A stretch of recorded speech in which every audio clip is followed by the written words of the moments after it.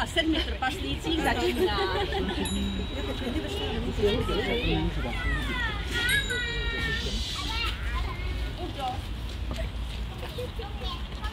Je tady. V jednom království žili král a královna.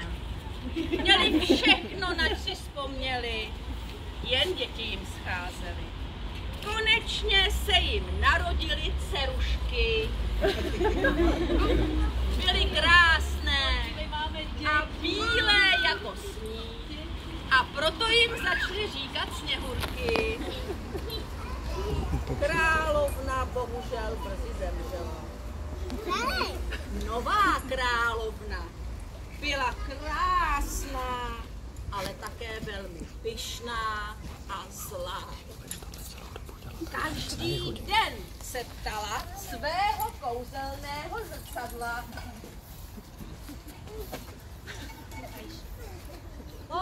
Zrcadlo. Já to vím, ale já se řekni, kdo je v zemi nejkrásnější? Vy, paní moje, řeklo zrcadlo. Sněhurky rostly jako z vody a byly krásné a protože měly dobré srdce, všichni je měli rádi. Jednou se zlá královna zase zeptala zrcadla. Zrcadlo. Řekni, kdo je v zemi nejkrásnější? Odpust, paní má, v zemi zdejší Sněhurky jsou nejkrásnější. No teda ne. Tak to teda ne. Nebojte se to.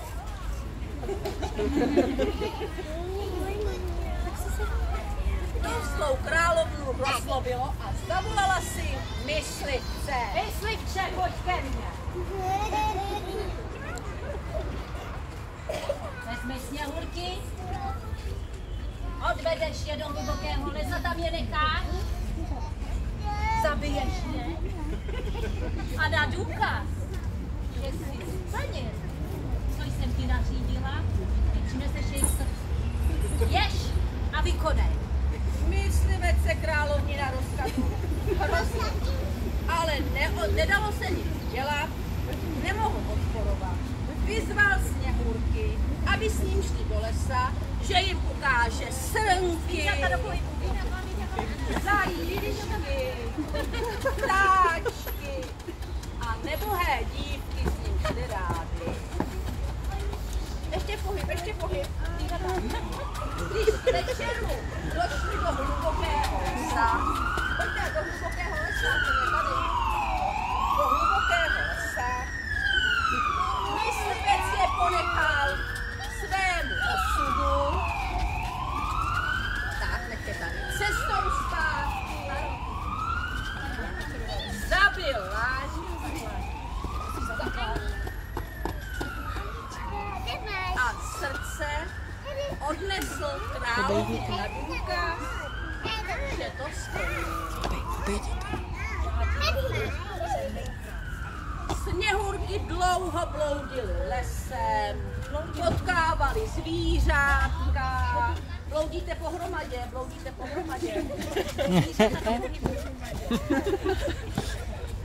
Až došli k malé chaloupce. Verka bloudí sama.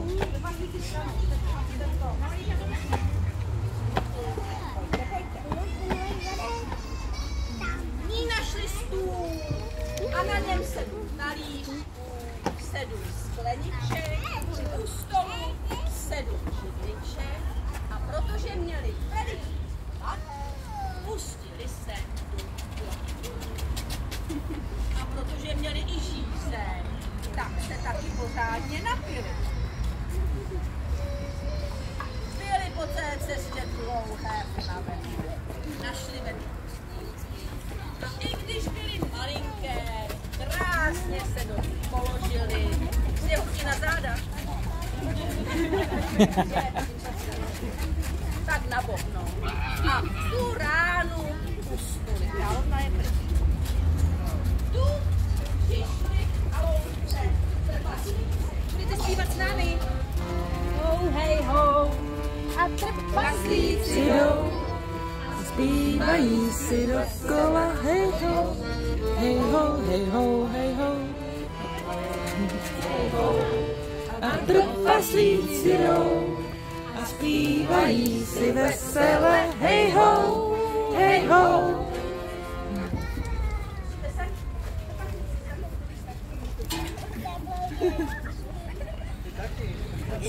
Přišli do chaloupky a to nevidí. Aby vás tady, pojď sem, aby viděla. Šmudla se zeptal. Nahlas. Profa zvolal. Kdo jedl z mého talířku? Kejkal se ptal. Nahlas. Stydlín zašeptal. Rejval vyhrkl. Štístko se podivil. A dřímal vykřikl. Trpaslíci se přemístí. Sněhurky se probudily, podívali se a řekli: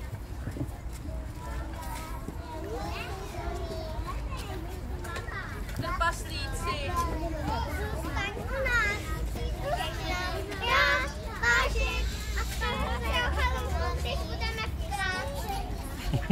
a tak přijmuli Sněhurky trpaslíci. Sněhurky byly rádi, že můžou u nich zůstat, když jsou rádi.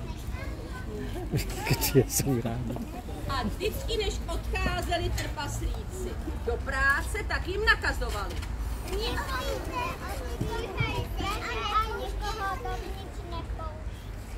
Tak, trpaslíci jdou zpátky do práce a Sněhurky se začínají starat o jejich Slovácku. Máte tam jako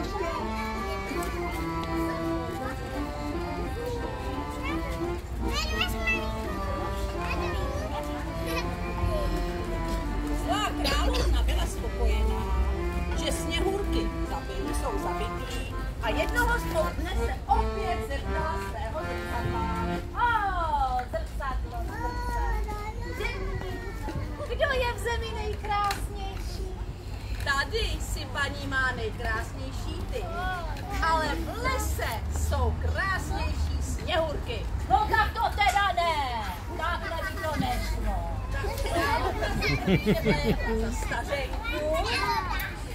Za stařenku.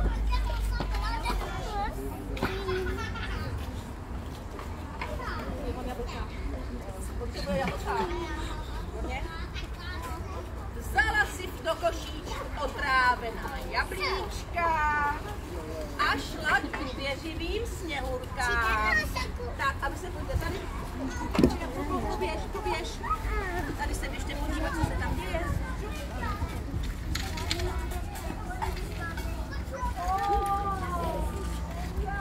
Dej si jablíčko.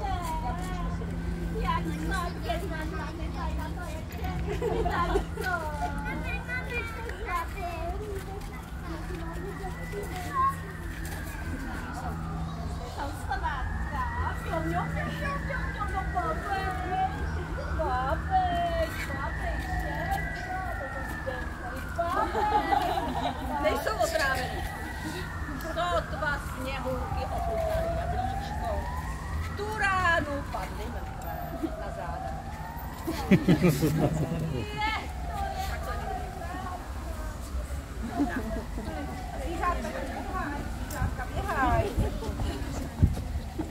Večer se zlá královna zeptala svého zrcadla. Zrcadlo.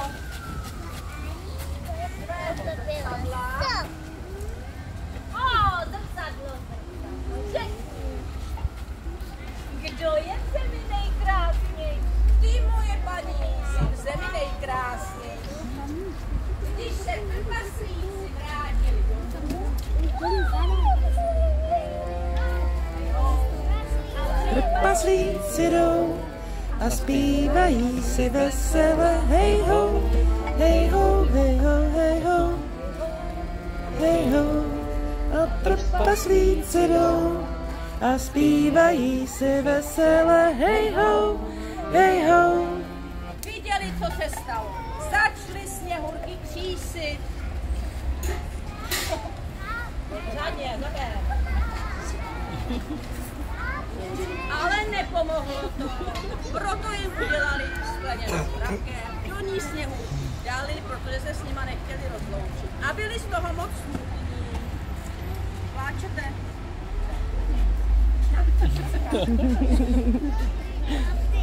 Sněhurky vypadaly jako živé. Jednou jel kolem zaploutil princ. Podívá se na Sněhurky a hned na první pohled se do nich zamiloval. Jednu po druhé zvednul a políbil. Musíš jim pomoct.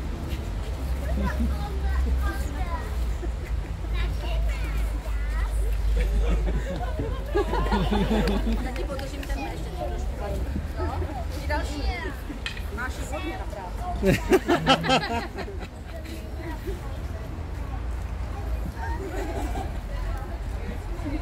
Všechno je probudí, jo. Musíte se točit na zádu.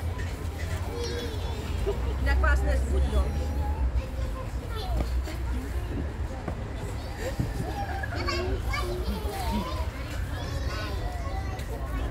Tak, zvedej se, zvedej se. Taky ne oči. Tak se zvedá dopředu, výborně.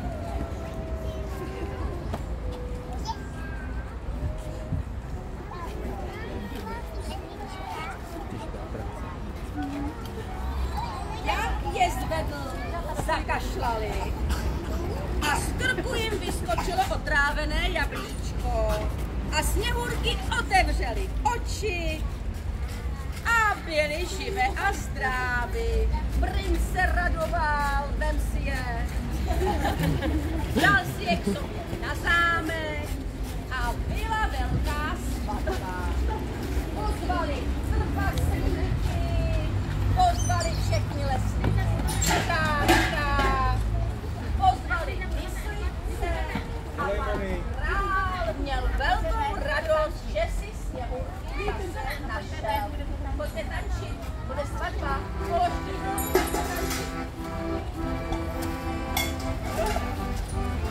Pozvolit se nejde. Svatba, svatba.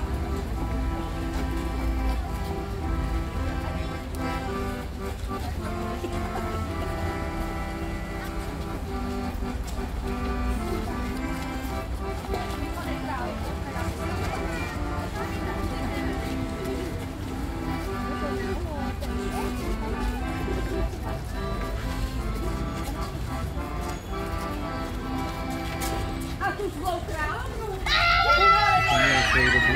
No, nevím, proč se stála. Já se vrátím a já se pomstím. Já se pomstím, já to takhle nenechám. Zazvonil. To zahodilo? A pohádky je konec. Konec do vody. Položky blížek.